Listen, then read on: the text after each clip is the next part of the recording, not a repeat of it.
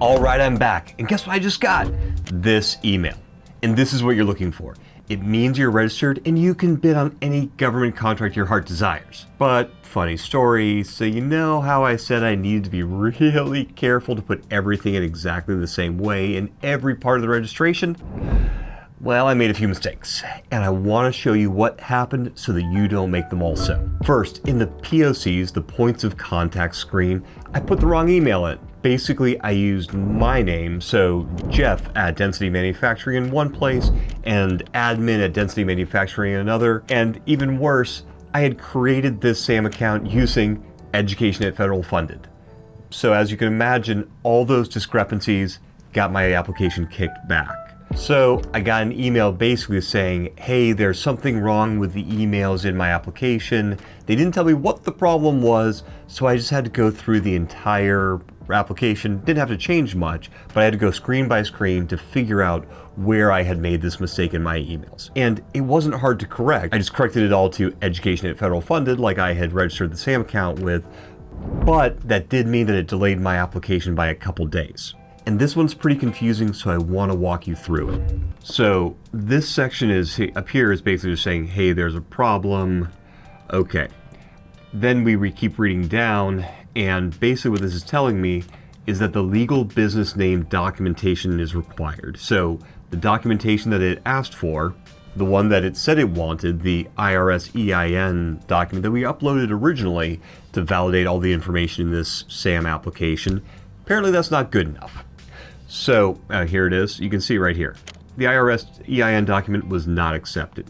So we need to add more to validate the information.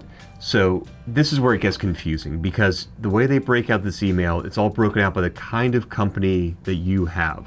So in my case, I have an LLC. So I'm going to look at this section over here. Excuse me, this section right here that tells me what I can upload that would be acceptable. Now, on the other hand, if I had a sole proprietorship, I'd want to read this section. This tells me what I can upload. If I have another kind of business, well, this is the sorts of documents that I can upload to validate and address this issue. So in my case, again, I have an LLC. So I'm going to look at this. So basically what I had to do was I had to go into my state portal. I downloaded my certificate of good standing. I attached my certificate of good standing to my response email, sent it in, and that's all it took. That's all they were looking for. Again, not a hard thing to respond to, but it cost me a couple days. And after I'd sent that one in, a couple days later, I got this email. And how do I describe this one?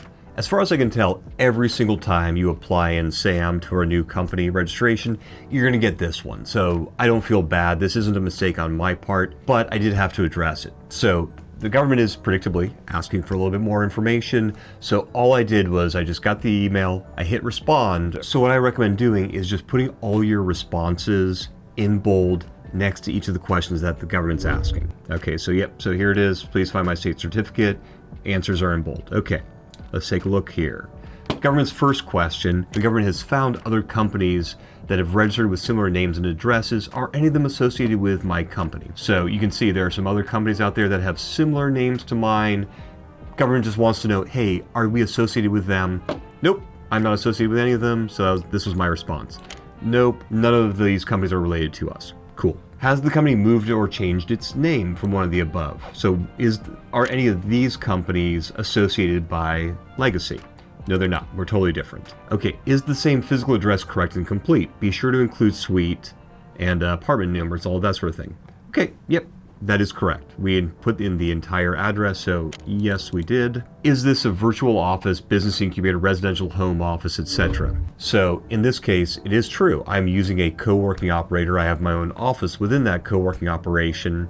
So this is what I put. So I said the address that I put is an office rented by my company. This is an office because even though it's a part of a co-working operation, I rent this office. So this is an office rented by my company. It was on my lease. This is my space. So great, that was my response. Is the majority of the business conducted from this location? Yes, it is. I have to verify my points of contact. They said this is what they've listed as my point of contact, email, phone number, etc.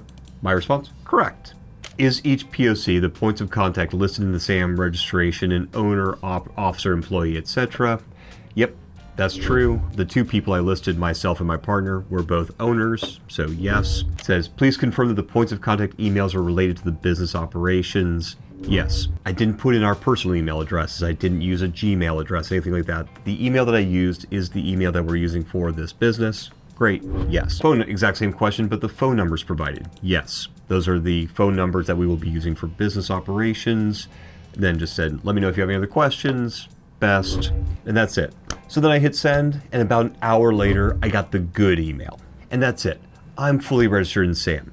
But just to make sure, I logged into SAM and opened up my registration, and boom, there we are. We've got the UEI and a cage code, so we're good. I know this is a lot, and from start to finish, it took me about 10 days with all the back and forth with the government. But you know what? It's a rite of passage to getting into this industry. You're done. Congratulations. Go crack a beer. Take yourself out to a nice meal because you've earned it. But SAM registration is just the first step to creating a successful government contracting company, and a key success enabler is having a set-aside. So to understand how to get the most out of your set-aside, check out the video on the left. And we're on track to publish 41 videos about small business federal success strategies this year, so subscribe to get them all.